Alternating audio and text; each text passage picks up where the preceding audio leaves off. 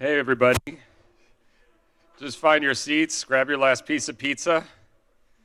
Does everybody get the password, the Wi-Fi password that needs it? We have it over here if you still need it. Welcome. My name is Edward Peterson. I am the head of quality at this company, at Shutterstock. So who here knows what Shutterstock is? A couple of people? Good. Excellent. So for those who don't know what Shutterstock is, think of us as a clearinghouse of photos that are used by creative agencies and people like you and me trying to make our PowerPoints look better every single day all around the world. So there are millions of photos in our photo libraries. We also now do motion, so we do movies. You can actually find us on the trailer for the new Thor movie that's coming out. You can see some of the backgrounds, our Shutterstock footage. We have music as well, so our music assets are actually being used all over the world. Excuse me, Elon Musk just walked out to a recent presentation to a Shutterstock piece of music. So we have a lot of exciting stuff going on at this particular company. We also have, as an example of interesting things that we have to, challenges that we have to do that have to do with performance, we have to enable people to download very large assets very quickly. So we have, on average, we have about 5.5 downloads per second of photos. So those are people who have come into our website, found a photo that they like, and are wanting to make a purchase. So if you look on the screen over there, that's on the wall over there, you'll see in real time all the photos that are being downloaded from all over the world. We have about 250,000 contributors. Those are people who take photographs or create these digital assets to sell on our site. We have about 1 million digital assets that are made, new assets that are made available every week.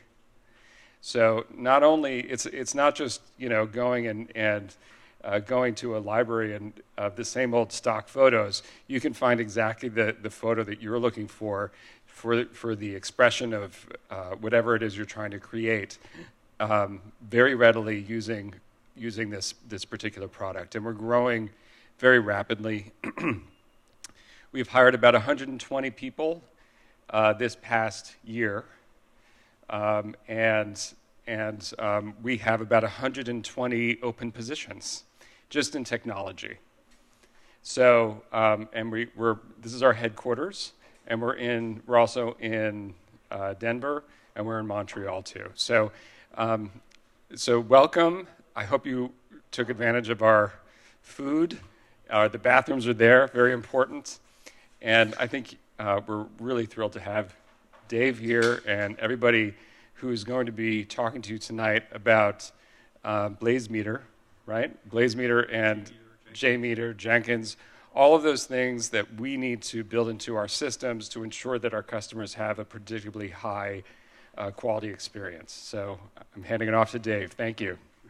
Thank you very much. Whoa, okay. Thank you very much. Definitely one of the first things I wanted to do was to give a chance for a word from our generous host, Shutterstock, for having us here. So that takes care of that, although I know that, do you want to say a word for, I think you're good? I'll just piggyback off of what Eddie said.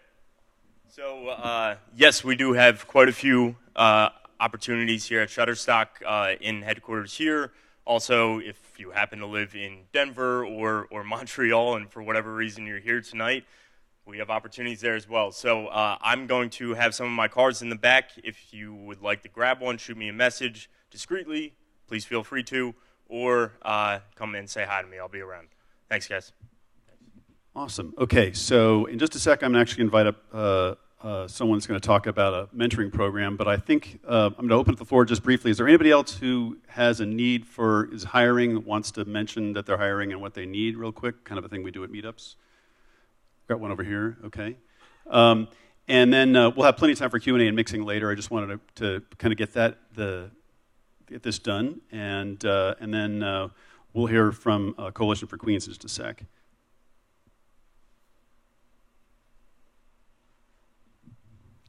Thank you for the opportunity. Hey, my name is Sridhar Narayanan. I work at Scholastic. I'm the head of quality at Scholastic. I manage quality and performance.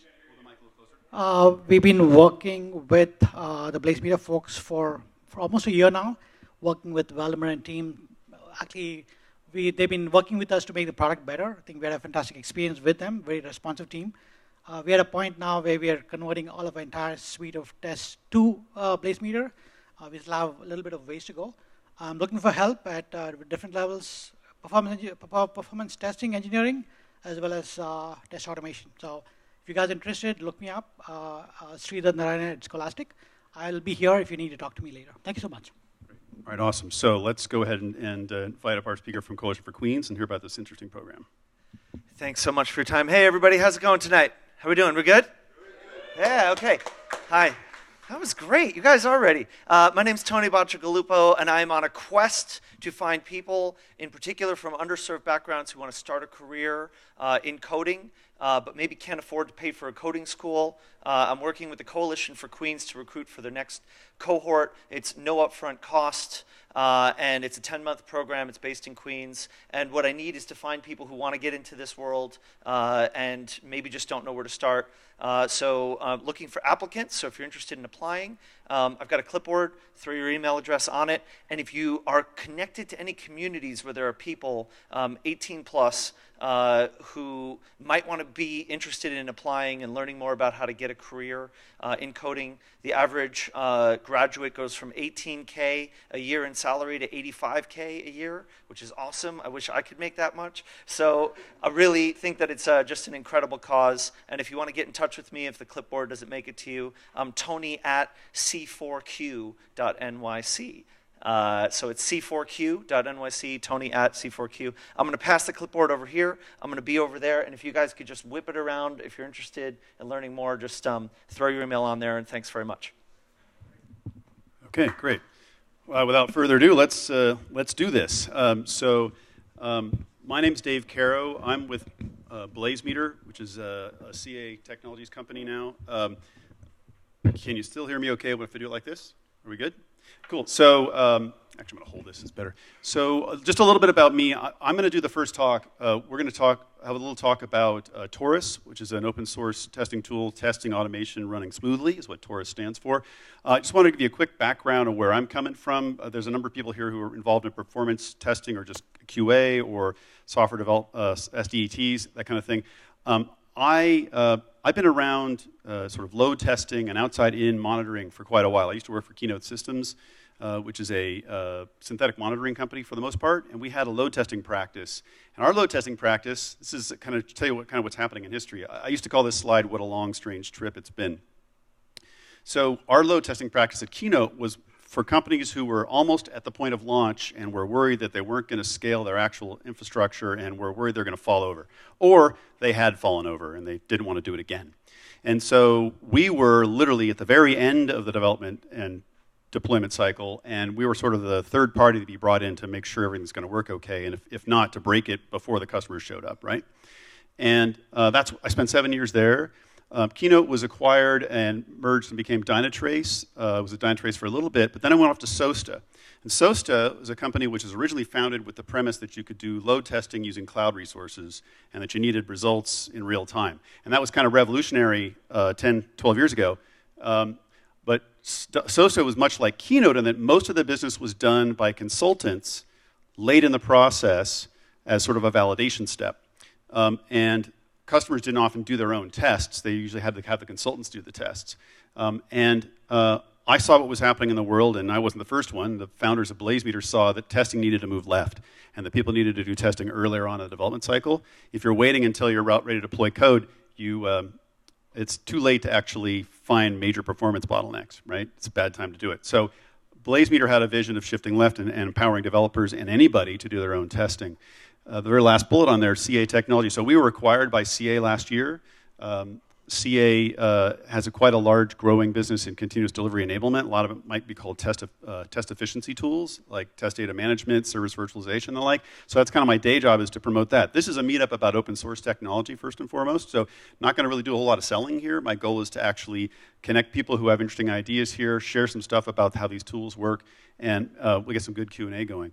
So I'm not the only speaker, of course. We're going to have, myself I'll speak, and then we'll have CloudBees going to share something about Jenkins and pipeline and Blue Ocean. And then we'll have an actual real live customer from Kaplan who is going to show some cool stuff that they're doing with Jmeter, right?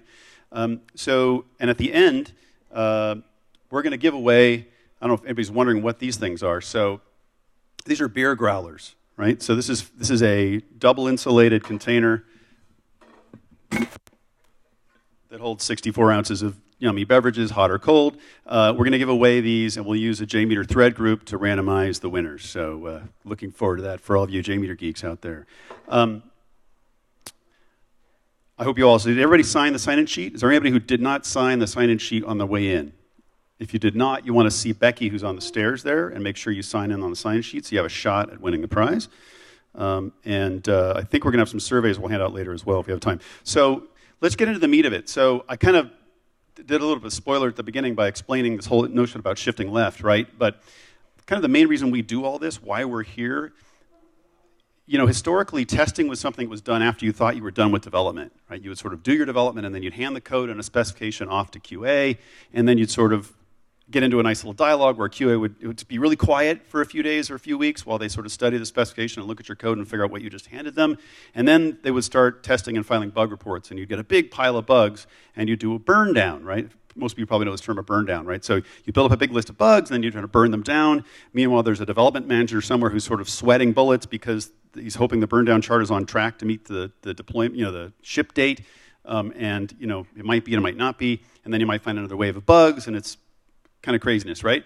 Well, the world's changing, and what's happening is that people want to know about the bugs sooner. If you look at the circles here, and pardon me, I'm not used to not having a screen right behind me. I'm going to walk over here a little bit. So if you look at these circles here, development has gone from big organizations out to the edge where there's smaller groups that are independent, right? So you break it into agile teams that are smaller groups of people where everybody on the team knows everything about what they're doing, but they're not doing they're not building a giant monolithic app, right? They're building smaller pieces.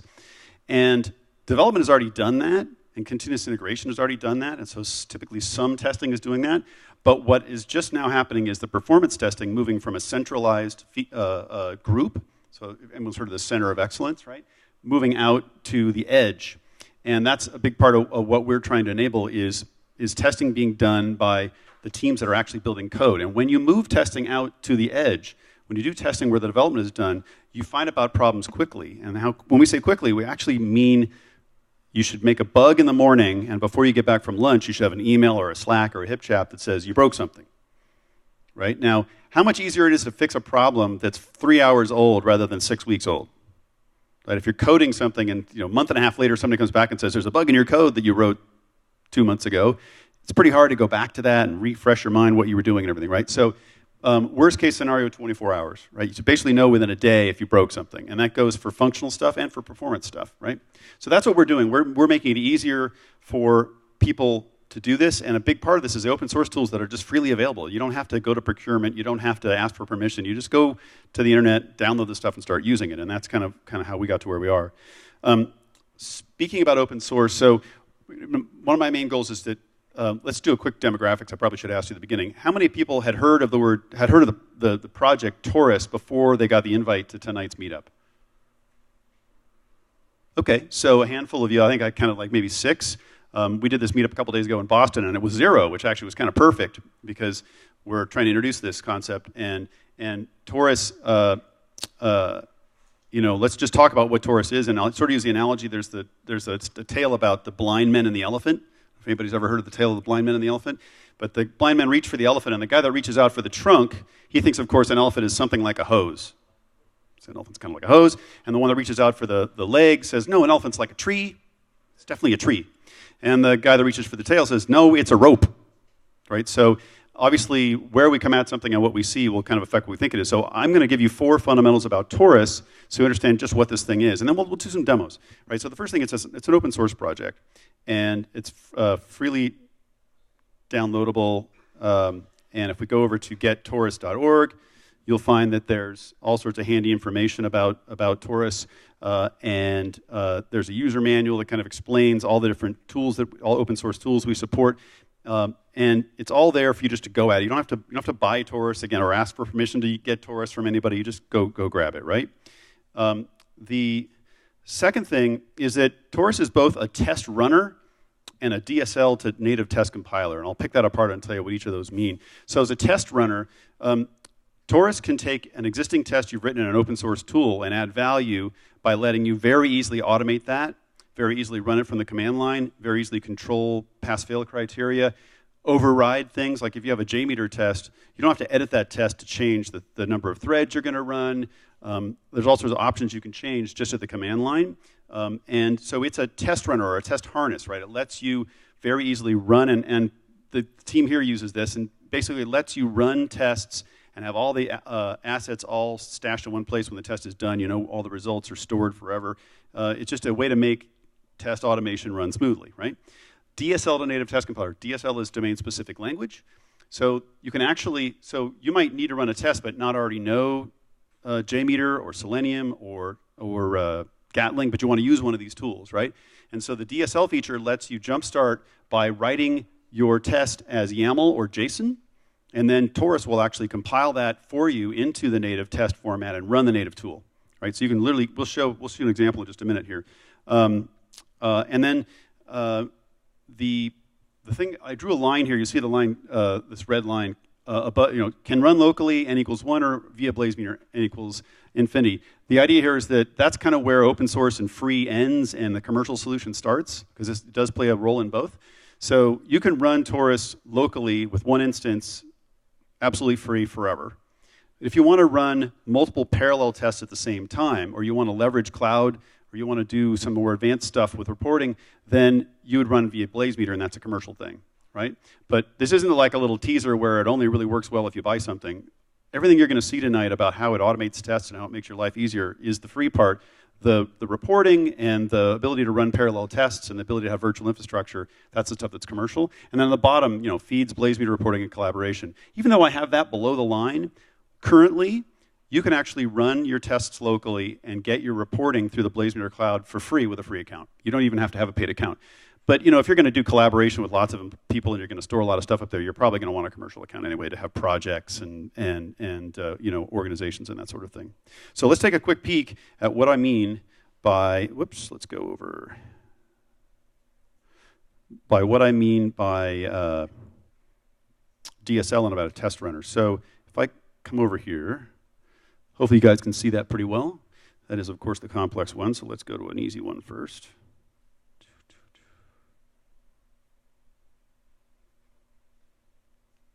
All right, so let's check this out. So this is YAML right here, right? And it says execution, scenario is hello world, concurrency 10, ramp up 30 seconds, hold for 1 minute. Scenarios, hello world is defined as requests, and it's got 2 URLs it's going to. So this is a super basic example. This generates a Jmeter test for you. Never open Jmeter, never look at an XML file for source. Easily you could commit this to source control, and if somebody changes something, you know what it is. And anybody can kind of parse this as a human and understand what it's doing. Right? That's the idea behind the DSL. And in this case, we're actually going to generate a test that doesn't exist yet. But if this were running an existing test, you'd have similar, except instead of having to define the scenario, we'd just say the scenario is in this file, .jmx, right? But still, the concurrency would be there, the ramp would be there, any options you have would be there. Let's look at a slightly more complex example, a more real world.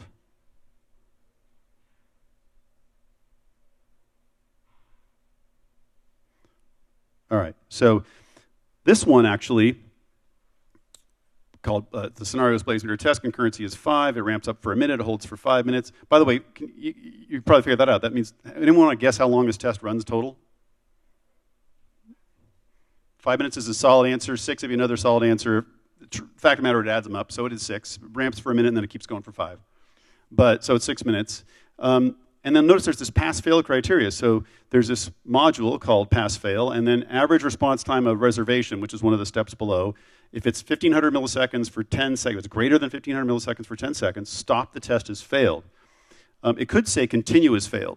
And the difference would be that if you have a really long test and you want to be sure that you fail the build quickly and you know that there's something wrong, you do a stop as failed. This is only a 5-minute test, so this could actually be continue as failed. You probably want the whole test to run so you get all the data you could before you mark the build as failed. And then that second one is a failure rate of the confirmation step. If it's greater than 50% for 10 seconds, stop it as failed, right? So who here has run Jmeter from a script or any kind of automation other than Taurus? Maybe a batch file? Anybody? Okay, got a couple of them? Right, okay, so Jmeter will tell you with an exit code 2 things. It'll tell you either A, I ran your test, or B, I couldn't run your test. But when you run the test, what do you want to know? Pass or fail, right? Like, how did it go, right? So it won't actually tell you at the command line whether you passed or failed. You have to go parse the results and figure it out. And so from a scripting perspective, that means there's more work and more complexity and more domain-specific knowledge you have to figure out how to use it to get back feedback, right? Taurus, on the other hand, lets you define this in a way that even a product manager could understand. You don't need to be a coder.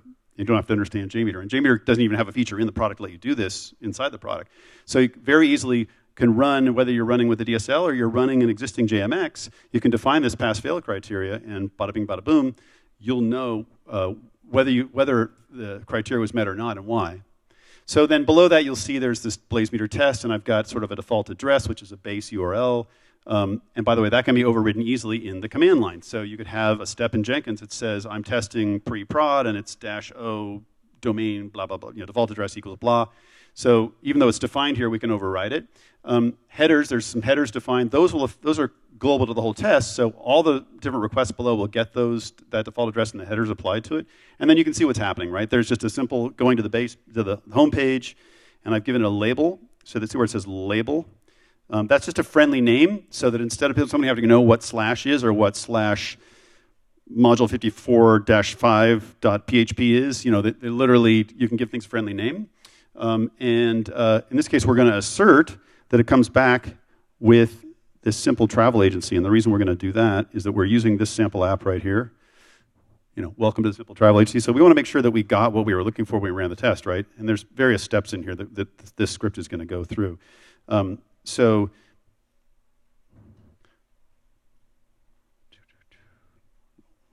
Okay, so then it's going to actually do a post. So this is not all just simple, go to a URL and hit it. In this case, we're going to go to the purchase page, we're going to post, or actually we're going to go to the reservation page, we're going to say I'm going from Portland to New York, and we're going to assert that we indeed get a list of flights from Portland to New York in the body that comes back. And then there's another one where it goes and purchases and it posts some stuff, right? So again, hopefully this is pretty self-evident. If you're not a Jmeter person, you should probably be able to read this and figure out what it does, right? And that's the goal. The goal is that this is sort of self-documenting, and if somebody changes something and you're looking at source, you know really what was happening and what's been changed, all right? So here comes the fun part, which is I'm in my IDE, right? And I am going to get out of presentation mode here, and it'll be a little harder to see, of course, because it's smaller, but at the bottom you can see I have a terminal there.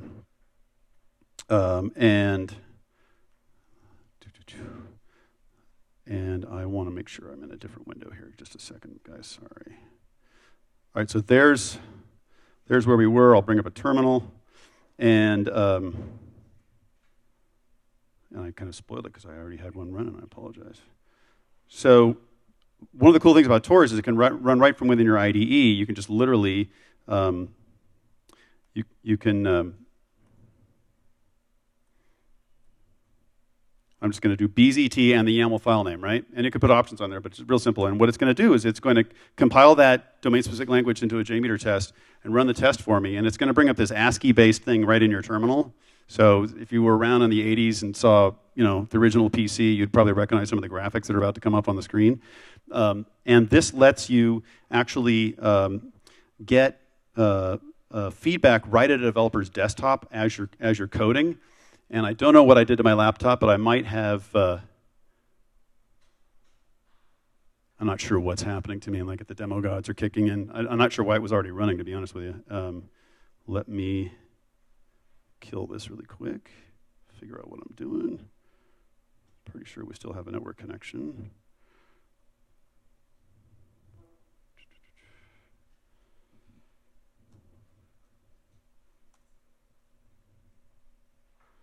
Yeah, I think we're still alive. Okay, let's get back there then. Or are we? Yeah. Okay. Never fails when you do that. You get the demo gods kick in here. So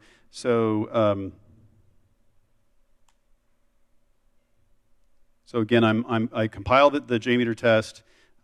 It's running Jmeter for me, and then it's going to give me a real simple display that's going to show me the ramp up happening, the response times, and some statistics. And I'm absolutely not entirely sure why I'm not seeing it yet. Give me just a second.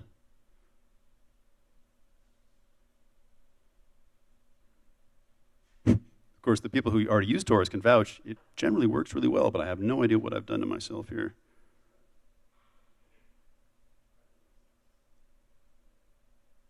Yeah, it's really strange.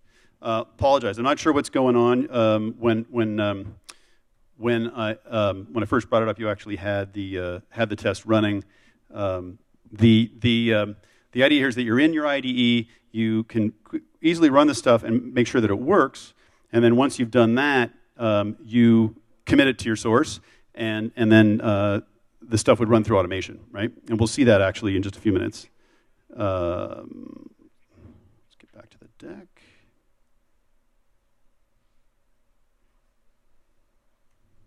So those of you who probably saw an email, I posted a URL earlier, which is some links to learn more about Taurus.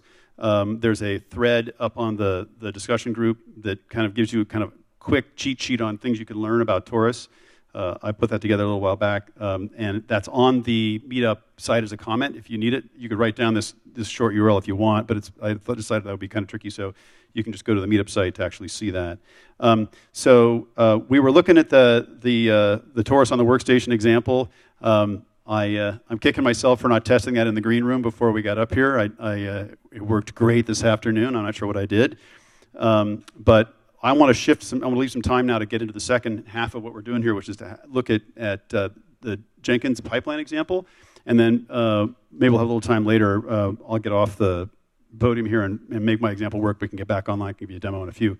So let's go ahead and bring David Schott up here from CloudBees, and he's going to show you using the performance plugin to run Taurus in your Jenkins pipeline.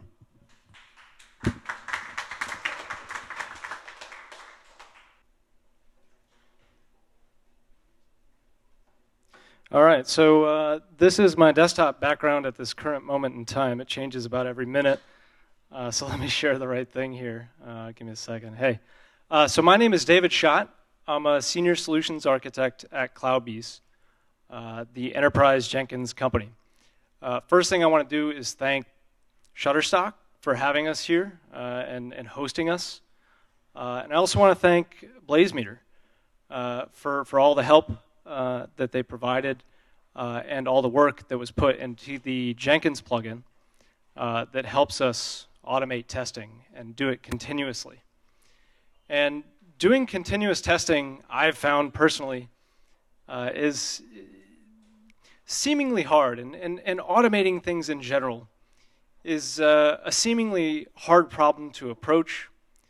It's something that takes some learning, and it's something that I had to do myself to prepare for this meetup. I had to go and read documentation and find out what Taurus was, how it works, and then the really interesting part is, how do you automate Taurus?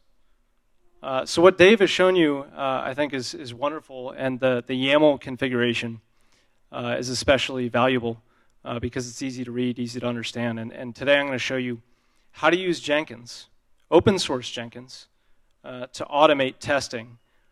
And at the end of my deck here, I've only got a few slides. I've prepared a demo that not only will we be able to see and see it work live, at least I hope it works, but it's also something that you'll be able to take home with you. And with only a few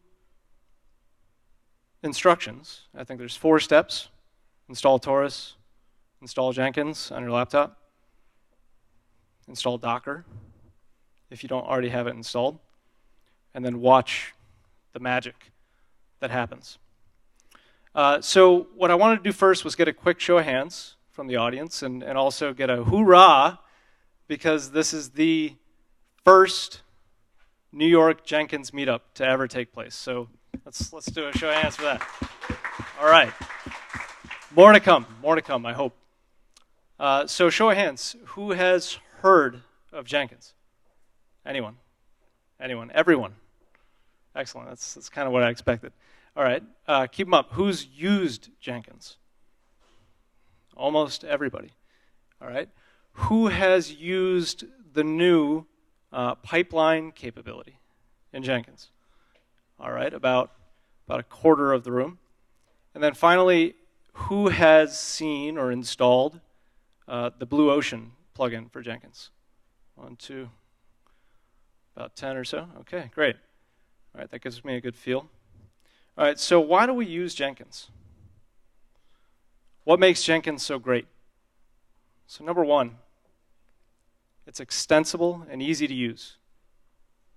Its creator, Kosuke Kawaguchi,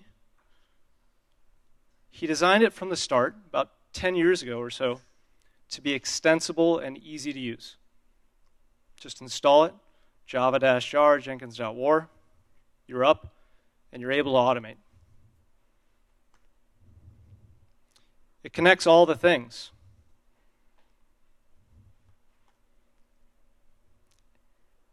And when you have those two things combined, with Jenkins you can remove manual steps, integrate tools, which makes it a key to going fast. So over the course of Jenkins' history, these 3 things have driven a massive ecosystem of plugins that you see here on the slide, a massive ecosystem of users, and we're also seeing in here one that I added there under scan and test called Taurus. And it's something I'm especially excited about, is a new plugin coming into the ecosystem and allowing for Jenkins to do its job of automating all the things. So at Cloudbees, we make Jenkins great. And at Cloudbees, we're very active in the community. We do a lot with the open source Jenkins project. And Cloudbees actually created both Pipeline and Blue Ocean, the features that you'll be seeing today. Now, I have to be a little bit salesy, as is required, and say that at Cloudbees, our customers benefit from additional capabilities on top of the open source Jenkins product to help drive security and scalability and manageability and upgradability. And in Cloudbees, we also do services, support, training, and I hope I didn't miss anything. So, moving on, take a look at some headlines on Pipeline. This is what the industry is saying. And I want to talk a little bit about Pipeline and what it is right now before we get into a demo and what it does. I know many in the audience have already used it, so great. But for those who don't know, Pipeline is a means to take configuration out of Jenkins and put it in your source control system. And this configuration, traditionally, let's say we just install Jenkins, we plug in a few plugins, we start doing some automation. But what we're doing is we're clicking on checkboxes in the Jenkins user interface, and it's making it easy for us to integrate with our tools. And we see it and we see it work. But nowadays, with the industry moving so fast, what we need is the ability to migrate Jenkins and take that configuration out of Jenkins and have it in our source control system, much like many other DevOps tools nowadays. So that's what Pipeline does. It takes all those checkboxes and plugins that you're using from your user interface and puts them in source control. And it's a very, very powerful feature. And in the process of building the demo that I built for you today, I did a lot of learning myself in terms of how Jenkins, simply installed on my laptop, was able to provide me as a developer and architect continuous feedback about the status of my current build that I was working on. So getting that feedback was tremendously valuable because I would write my code, check it in. I could even change the pipeline because it's in the code repository and see that feedback instantaneously presented to me. And we'll see that here momentarily. So speaking of pipeline, this is the pipeline that we'll be running in today's demo. This is a declarative pipeline. It's new syntax. It's short, sweet, easy to read. And of course, it's stored in our source control system. So the first thing we're going to do in this demo is we're going to spin up a container that's running our application that we're going to test. Then we're going to kick off Taurus to perform the performance test against our application that's running. Right? We have a system under test, and now we need to test its performance. What Taurus is going to do is it's going to check performance based on certain criteria. And these criteria are part of the YAML file that was shown earlier.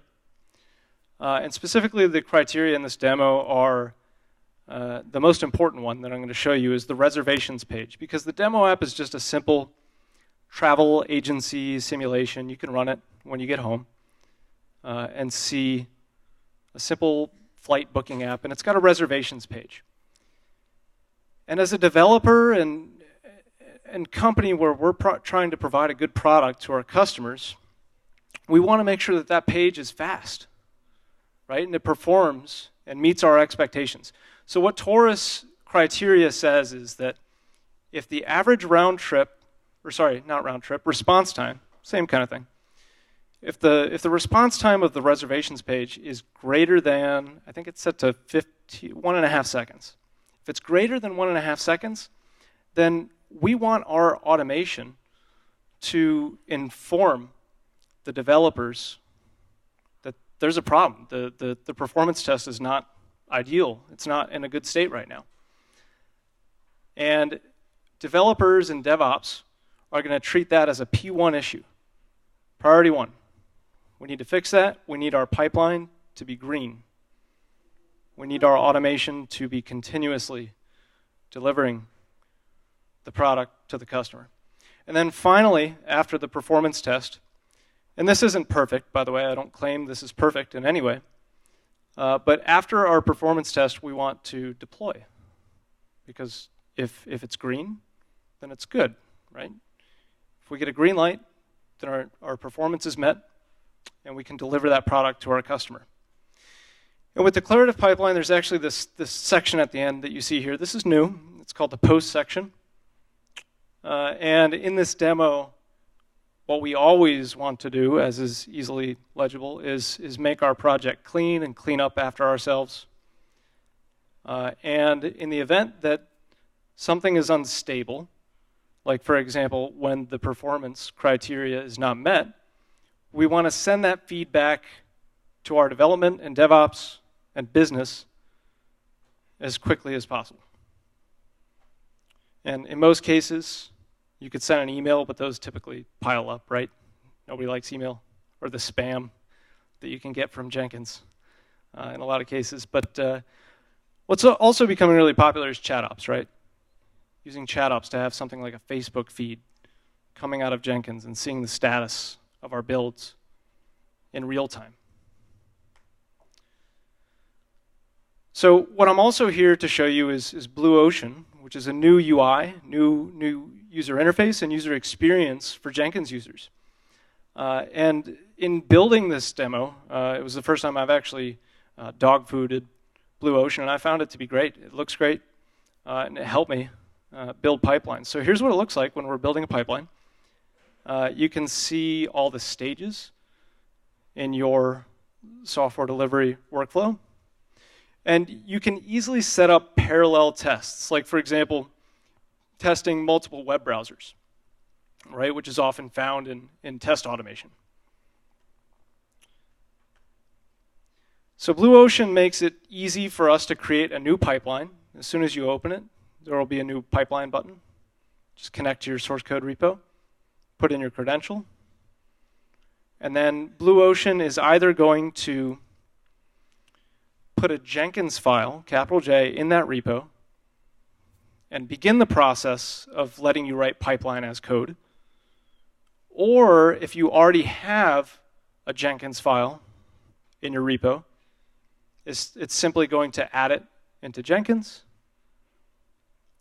And Jenkins will then, whichever route you chose, Jenkins will then scan the source code repo and dynamically pick up new branches, new pull requests, and show them to you in the UI.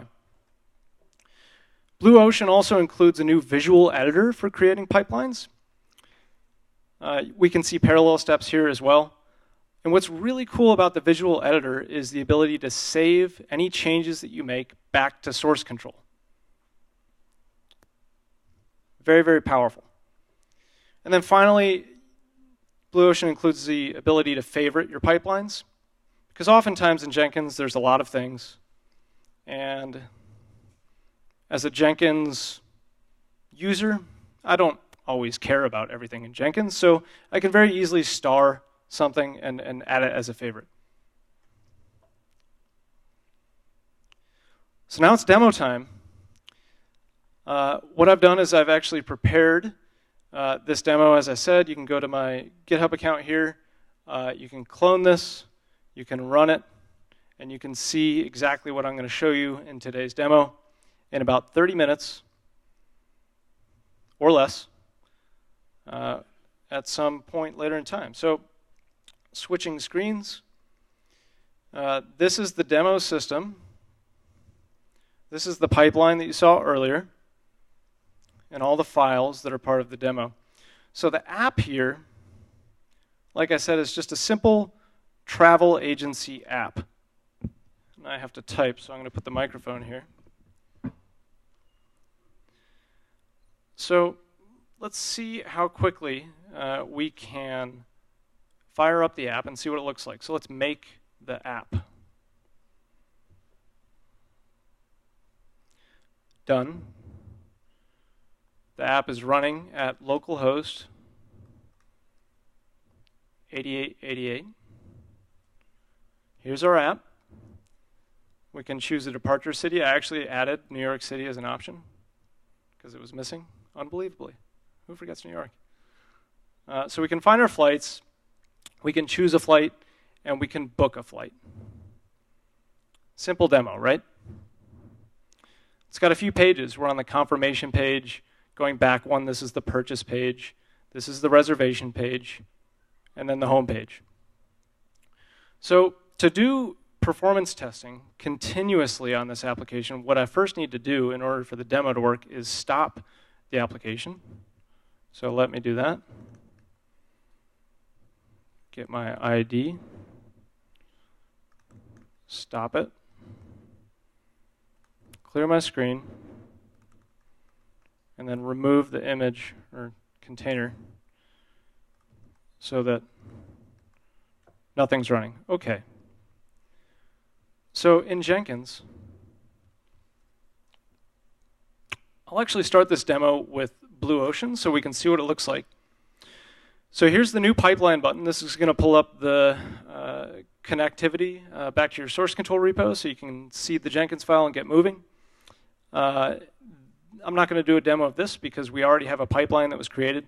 We can see that it's favorited here, and this favorite is telling me the status of the most recent run of this pipeline. It doesn't matter which branch, it's just the most recent run. So I can see that things are working right now, at least on the master branch, since the master branch was the one that was most recently run. Diving in here into the one and only project in this Jenkins instance. Oh, and by the way, the Jenkins instance is on my laptop. Here it is, java-jar jenkins.war. So here are all the runs of this pipeline. If I want to, I can filter which branch that I want to see, like the development branch where the majority of the work was done for this, or the master branch, which is what the development branch merges with whenever things are successful. In the branches view, we see the two branches, master and development. This is where I would execute a build for the branch. And then finally, we can see pull requests, where in this case, there aren't any pull requests for this repo. So what I'll do is I'll kick off a build of the development branch. And just like you saw in the Jenkins file, we spun up a container with our system under test. That's the simple travel agency. And now what's happening is Taurus has kicked off, and it's going to do performance testing. And this part takes a little while. I think it's going to take a total of, who can say? I believe it's 60 seconds, so we have to wait a little while. And I was thinking actually to have the Jeopardy theme song queued up for this. Sorry, that's the simple demo. What's actually executing is the test, which is a more advanced demo. And what this is doing is it's going to take about 50 seconds to complete. We can see there's no failures right now, which is good. And what it's checking is the average response time of the reservation page. If it's greater than 1.5 seconds, then we want to bomb the whole thing. And thanks to the performance plugin in Jenkins, the build would be marked as unstable. And as you saw earlier, whenever the build's unstable, we send feedback to our developers continuously. So now to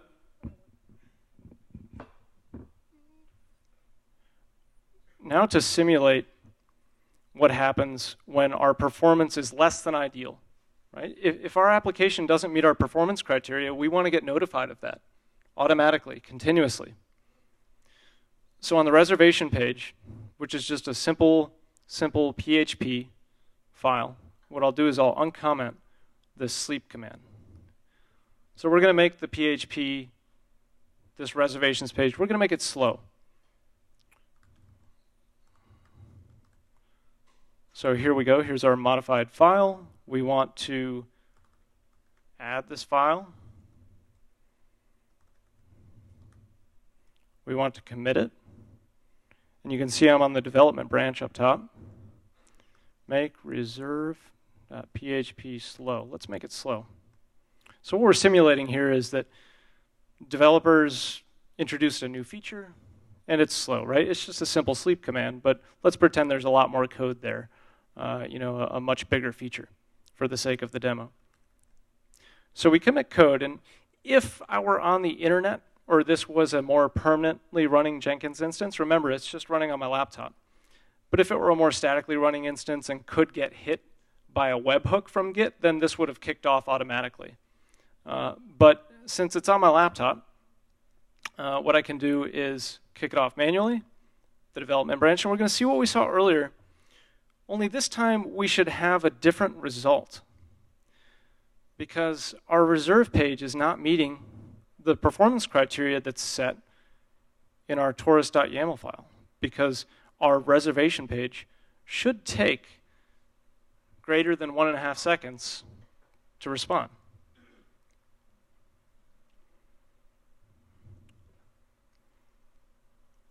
So what's happening is we're ramping up the amount of users. You can see it goes from 2 to 5 to 7. That's our ramp up period up here. And it takes 10 seconds to ramp up the number of users, and we're going to hold that for 40 seconds. And we're going to complete the test. We want the whole test to run.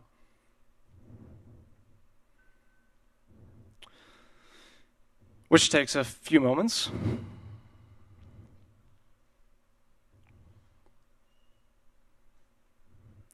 Okay, it looks like our test is...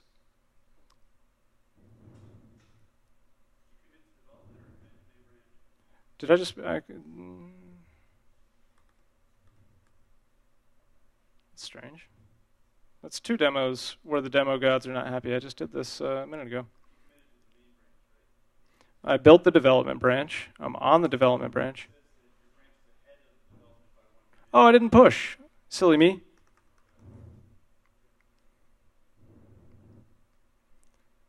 My bad, everyone. You have to push your code to actually make it work. There we go. This should work this time. Yeah, so Git is a distributed source control system. I committed the code, but only to my laptop. The first step of the pipeline is going to be to actually check out the code from source control, as is typical for Jenkins. And now it should actually pick up the change and fail much, much sooner. About that right, Dave? Yeah. Yeah, shutting down.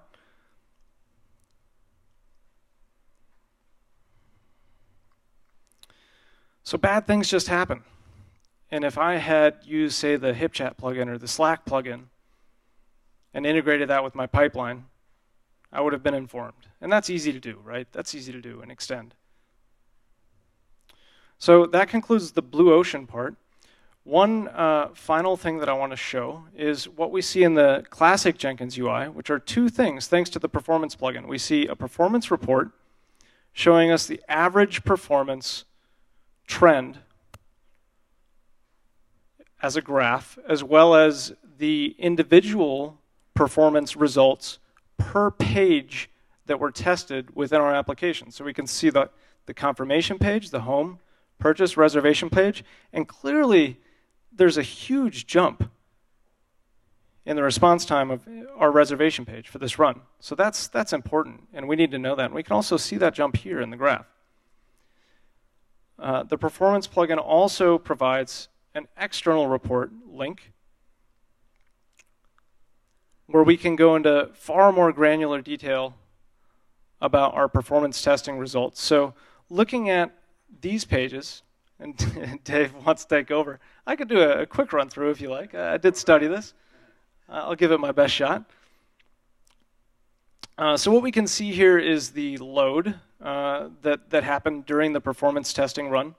The blue line is the number of users, which we see ramping up to a peak load, right? That's our ramp up period. And the green is the number of hits against our application. So as expected, as we add more virtual users, the number of hits on our application are increasing. Off to the right, under response time, same thing, ramp up the number of users. And our response time in this case is pretty level, pretty flat. It jumps a bit here, but studying this graph tells me that I think our response time is good. If the orange line were increasing with the number of users that are hitting this application, then that tells us that our application doesn't scale very well, right? Because users, as we increase those, our application is bombing. So every application is going to have a breaking point at some point. And I can actually find that out very quickly by just changing the concurrency in the architecture to see where that breaking point is. Within the timeline report, I can filter things down even further, like for example, by label within the performance test runs. So I can see data specific to the reservation page or the purchase page. And what I found particularly interesting about these reports is the engine health. And the reason I found this so interesting is because it just so happens that Taurus is uploading the stats of my CPU, my laptop right here. It was uploading those to the internet, and I can see those graphically here. So what I can see is the blue line is my CPU while the performance test was running. It was hovering at about 60%, and that's why my battery is falling off so quickly here. We can see my memory is the blue line here, and that's pretty flat. And then finally, the network I/O, which bumps up as we add more users. And the reason this is important is because this laptop demo environment isn't correct, because we're running both the Taurus tool as well as the application on the same computer, the same machine. So Taurus is consuming resources and affecting the performance of the app, because the app has fewer resources due to Taurus. So in the real world, we want these to run on different machines, right? And we can scale that much more effectively. So I think that concludes the demo. Dave, unless you want to add anything? That was awesome. Yeah. Thanks a lot for that. I would say we did this this meetup twice. So we were in Boston, and one of David's colleagues was there, and he said, "Hey, when I get to the Blazemeter page, be sure to walk me through it, because the first time I've seen it is tonight." First time you saw it was how long ago? I would say about 2 weeks ago. Yeah. So the design goal for Blazemeter, by the way, this isn't exactly what the engineers or the product managers thought, but I'd explain it like this, which is that Blazemeter was designed so that you could have a couple too many beers, be told there's this thing called Blazemeter, go back to your hotel room, fire it up, get a free account, and run a test. Right? So the idea is, instead of something you have to spend 6 months becoming a master practitioner in, it should be something you can learn really, really fast, because you've got something else you got to do and you need the feedback, right? So that kind of proved that that's working. My demo did work as soon as I left the stage. So I'm going to actually bring it back up. If you hold the mic for a second, David, bring it back.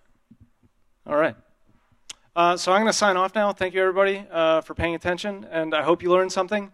And there's a takeaway for this demo, and that is that you can run it yourself, like I said.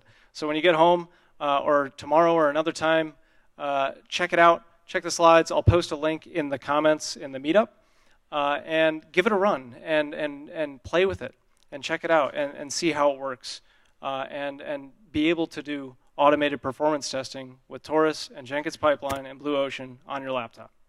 That's all. Thank you. Yeah, and by the way, the performance plugin's been around for quite a while, and we've sort of adopted it recently and just enhanced it. So if you use a performance plugin more than 2 weeks ago, it's definitely new.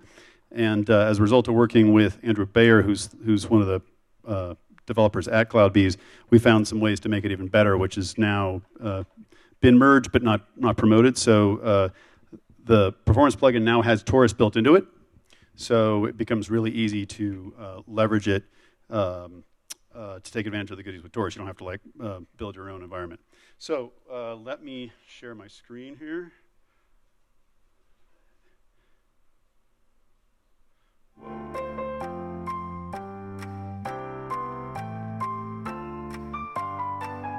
That's interesting. Who's putting up that music? My handy dandy.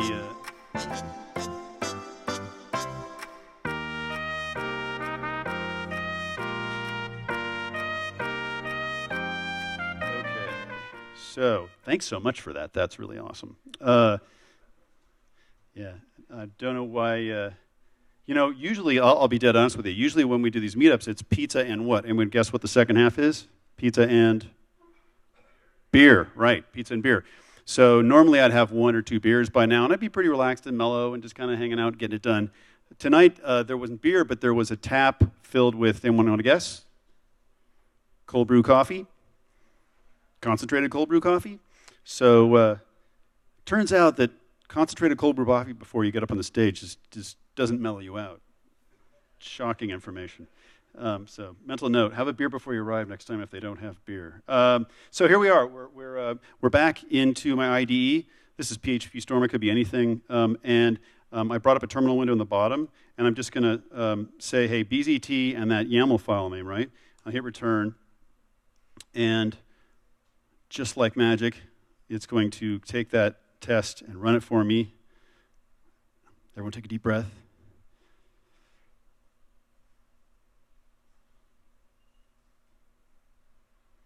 It really, by the way, it really did work. There we go. So, and what's happening here, and I can actually tell you what's going on. So the graphs on here, again, this isn't meant to be as rich as the Blazemeter experience. This is supposed to just run on your desktop and be quick feedback. The graph on the top there is the number of users deployed. The graph in the middle, which is all green, is the number of hits that are happening, and successful hits are green, failure hits are red. And then the bottom is information about time, so that's the latency connect time and average time to get the content. And then in the middle, here, there's this cumulative stats, and this actually has percentiles. Does anyone here, who trusts averages? Yeah. So shame on you. So the problem with averages is they hide stuff, right? So if you have some good stuff and some bad stuff, the average might work out to be just fine. So percentiles are cool because what they let you do is by going for like the 95th percentile or 99th percentile, you make sure that the vast majority of the sessions are getting what you want.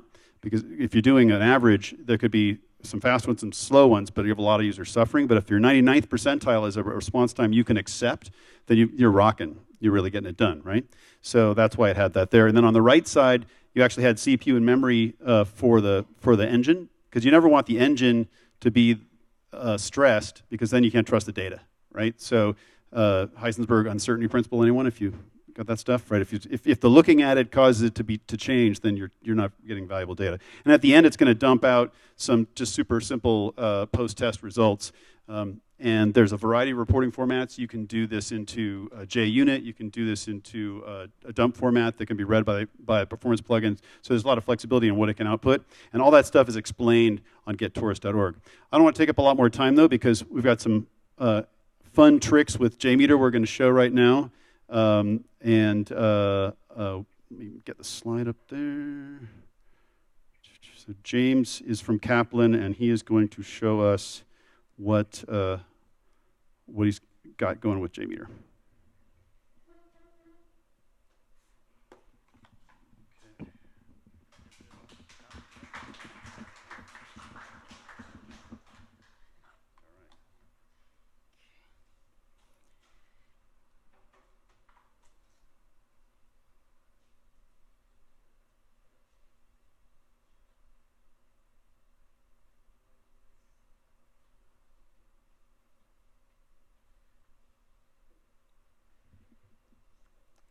Hello, everyone. Can I say happy Thursday first? Come on. Usually today I have another presentation in my company from 4 o'clock. Just right before the meeting, I have kind of complicated load testing. I was pulling out my head. I just ran into the meeting, and I just starting my presentation, just sharing what I found out during the load testing. And I just have a brief sharing, and everybody just looking at me and blinking their eyes, expecting something from me.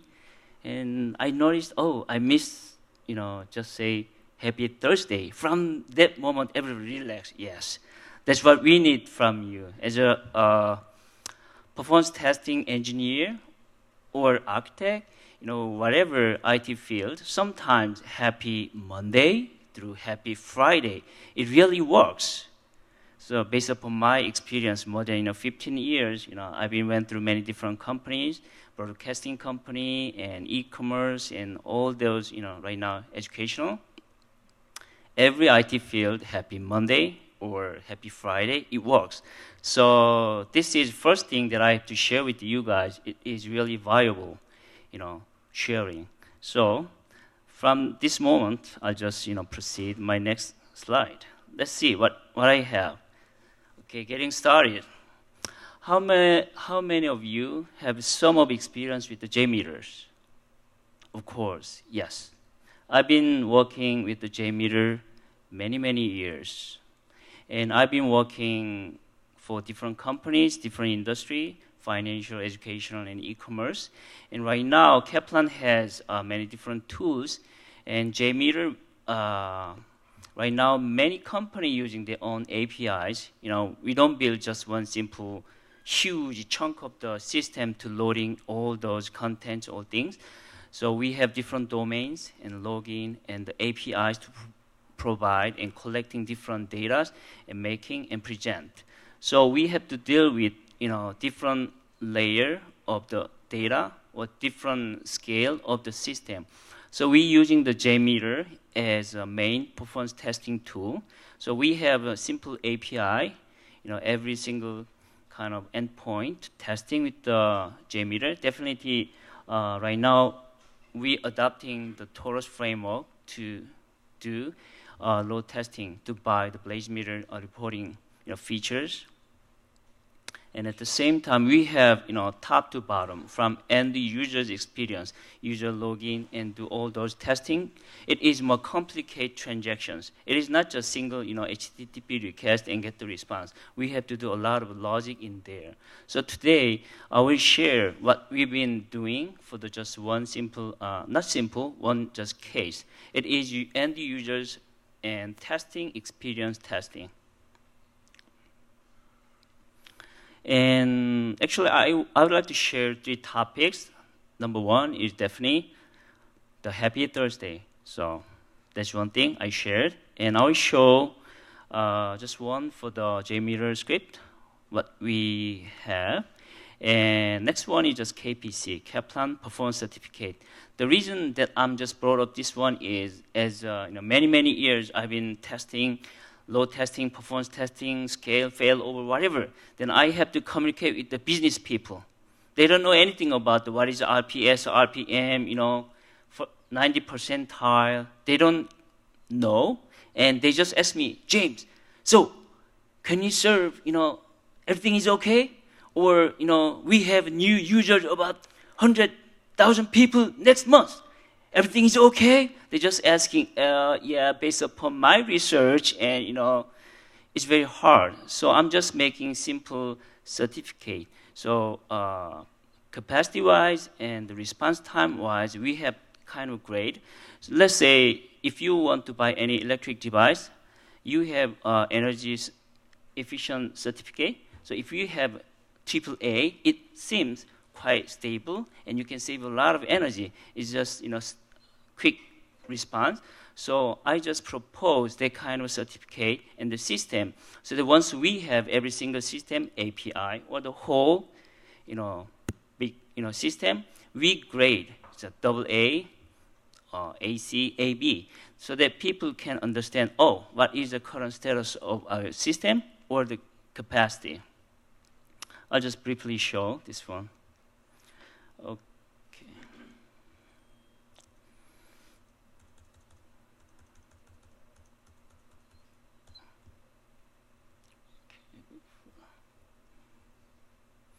And the demo for today is we have just one script from the recording. So you can just go back in the browser and set up the proxy. You can just navigate all the click through. You can get all the details, each single HTTP transaction from the recording, right? And then you can modify. If you need to make some parameterize for the dynamic contents, you can do that. And this script has multi-domain. We have all sub, login for another system, and we have to call out some other external APIs to collect. Everything is in there. And at the same time, we have different test case. We have Gmet, GRE, MCAT, SAT, etc. So we have to cover different product code, we call it, and the different test case. And each test has a different content. Let's say Gmet has a video, PDF, or the sample test and full test, real test, practice test. And we also have a QBank, which is user can generate their own kind of testing set. I love to test and practice more about the, let's say, chemistry. And I can call out and bring some of the 20 or 30 questions from our problem bank. So there's another features. So in one script, we have to cover up all those test cases. And especially the load generator, we use up to 50 load generators to make the proper concurrent users and the load. So that's why we're using the Jmeter to using their load generators. Now I will show you a Jmeter script. Can you see the screen? Okay. So basically, product code is what we have, MCAT, Gmet, SAT, etc. We can just, give product code, and each product has their own weight. This number I just gave the randomly. So MCAT is total, let's say we have n number of users, and some portion is Gmet, some portion is LSAT, whatever. So we give a specific weight of the specific product code. And we have different contents type, PDF, video, test. Even the test has different types of tests. We can give also the ratio of two different. Especially MCAT has a specific ratio and others have a specific ratio. So we have different way. And then the load that we generate is we just pick up the random numbers and assign to the number to a specific product code based upon the weight. Let's say Gmet is 50%. We will assign 50% of the randomly generated number of users to the Gmet. And if a product has a 15%, we will assign 15% of randomly generated number of users to a specific product. So this is all the click-through that user can do that. They just go to the login page and they have to log in. And we have multi-login, so they have to get through another CAP test login, and they can load the study plan to go through details.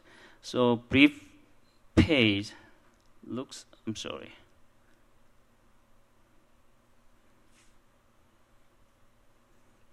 So this is a CAP test, sample page. So if you take a look at it, there's a study plan, and you have all different Gmet, and you have different number of types of questions and stuffs.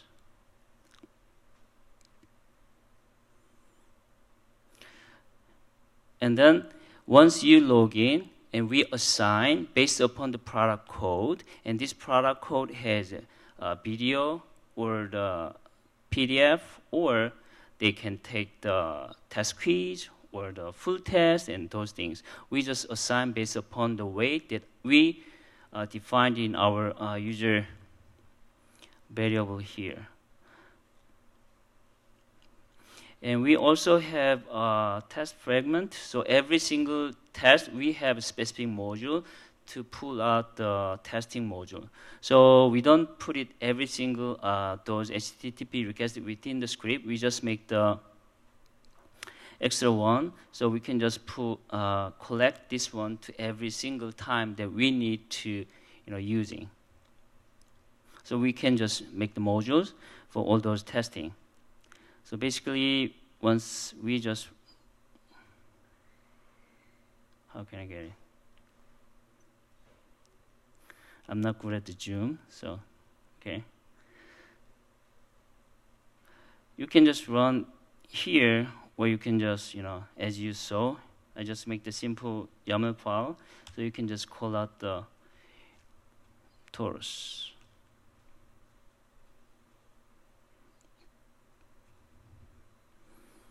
Let me see what you have.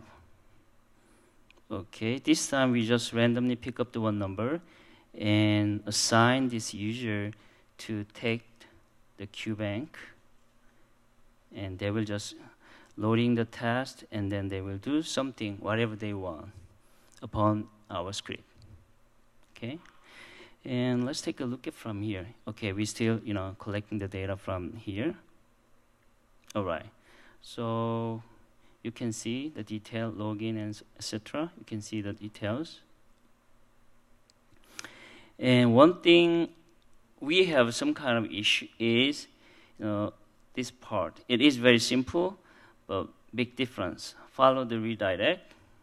We missed to check out this one. Since right now most of the system has many different steps to put redirect to next URL to next URL. So I will just show you the difference between these two things. Okay. So this is just one request without the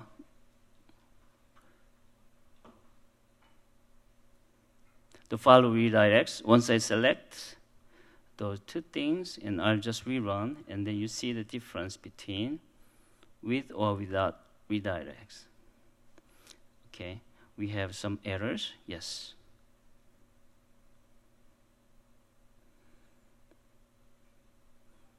Okay, as you can see, it followed all the redirect to get the end of the channeling. So this is one example that we missed one thing. So initially we have kind of struggling, but once we find out this is a very critical moment that in our case, we redirect here to pull out the contents here.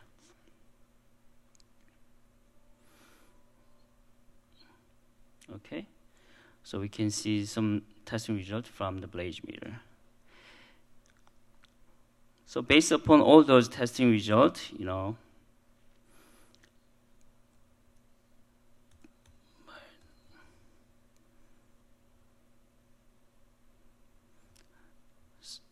we just, have Kaplan performance certificate, to communicate with the business people.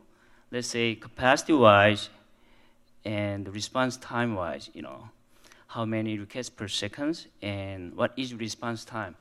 And you just mentioned about the average and 90 percentile, and we just measured this number. And then just example, let's say channel API's grade is AA, which means all the capacity-wise and the response time-wise, it's fast. Okay. The other one is AB. So capacity-wise, a specific level. The response time-wise is slower than before. So the criteria for the performance grade is we call more than 250 RPS, we grade A.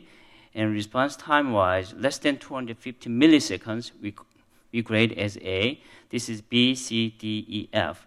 So this is kind of objective and subjective, there's an argument, but this is for our case. So we can just, grade for all those two categories and communicate with the people and certify this one. Okay, this is basically, I prepared and I want to share with you guys. So if you have any questions, and done.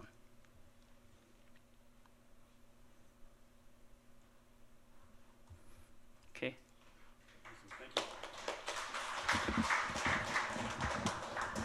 Becky, did you want to do a little synopsis here?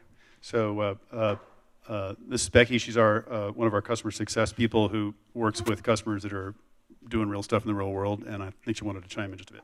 Yeah.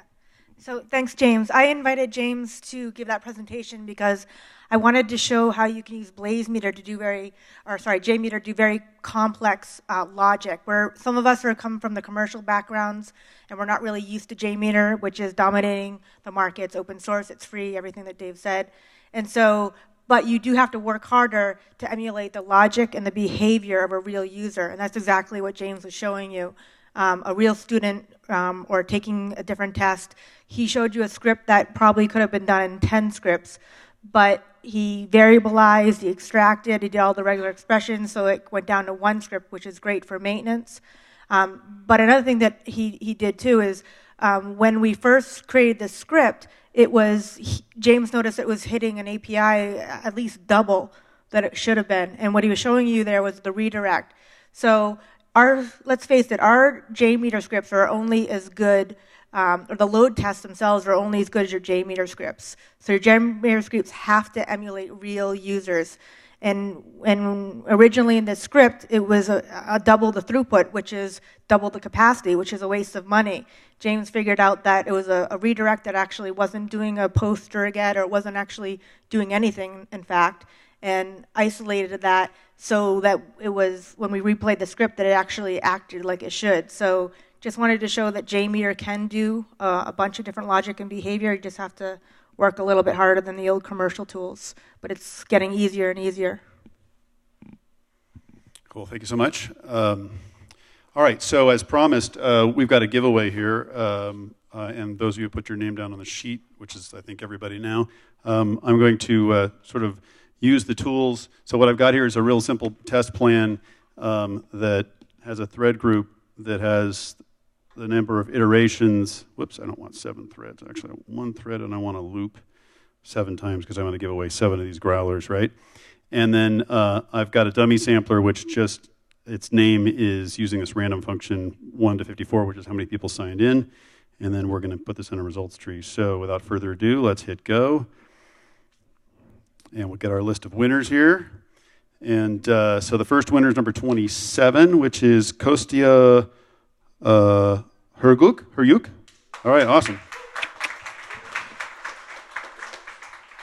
All right.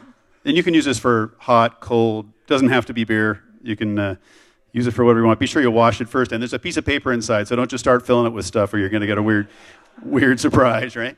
All right, so second winner is number 33, which is Shesh Patel. Shesh still here? Awesome. All right, come on up, Shesh. Okay. I was talking to somebody the other day about what you put in here. He said, I would put cold brew coffee, which is topical for tonight with me having a little bit of that. And I said, that must be enough for a family for a week. He said, no, that's about a day's worth for me. Clearly, he's got a higher tolerance than I do. Whoops, I did not want to hit run again. We'll go with the first 7. So the third one is number 38, which is Elkan Khan.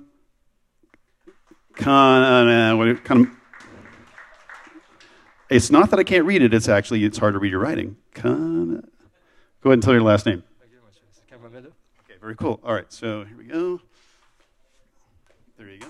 Thank you. Okay, that was number 30. Next one is number 45, which is Dwayne Woodley? Sorry. Hey, all right. Thanks for coming. By the way, thanks for coming out on a rainy, drizzly day. We're kind of wondering what we'd have for a turnout there. So that's awesome, 45. And then the next one is number 36. 36 is it Sem or Kem? Jem. Jem, all right, thank you.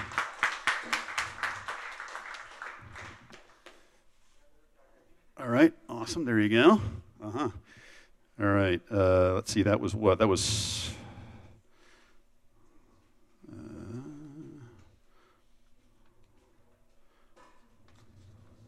Everybody remember what number that was? That was 36, thanks a lot. And then because I hit the button twice, we don't want to give away too many of these. So next number is number 9, Joseph Kim. Joseph, all right.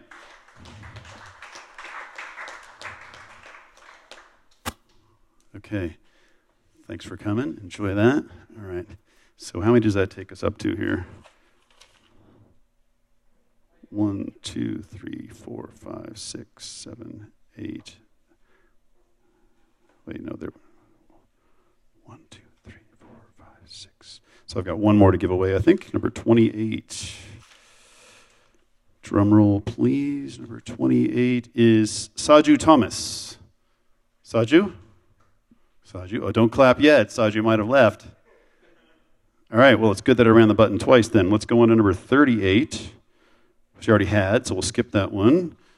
And we'll go to number 16, which actually was left blank, so we'll go to number 19.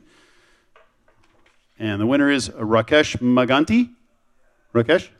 All right. Cool. Okay. And then, thank you so much. And then, actually, that's it. We're giving away. The remainders are going to be for our hosts, the nice people that hosted us here at Shutterfly. Did I do it again? I did it right. I did it wrong. Shutterstock.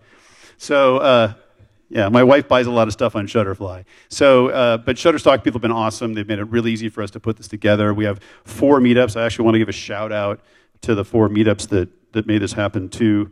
Those were the Jmeter New York City users, the New York Jenkins area meetup, and this was their first jam, Jenkins area meetup, continuous delivery NYC, and performance and load testing. So thank you all to the leaders and the participants of that. Appreciate your coming. Hope you learned a little something and you've got something to kind of follow through on. Our goal is to kind of pique your curiosity and make it easy for you to learn this stuff and network with each other. So we're welcome to hang out for a little bit. So if you're in a rush to go, you're welcome to go. But if you want to hang out and chat, we've got a few minutes here where we can enjoy the facility and hang out with each other. And if you want some Jenkins stickers to put on your laptop, I got a bunch right here. Yeah, we got Jenkins stickers in here. I want to make an appearance. Hey, guys, my name is Wilmer. I appear in the meetup, in the Jenkins meetup, as the co-organizer. we're looking forward to the next meetup, and we would like to have someone to actually, or more people to submit use cases, anything that you have done in your company or that you think is cool to share in the meetup. Please drop me a line through the meetup messaging system, and we can put it together for you to do a presentation. So we're looking for people to volunteer and kind of come up with something cool, Jenkins related, DevOps related. So I will be alert to those messages, all right?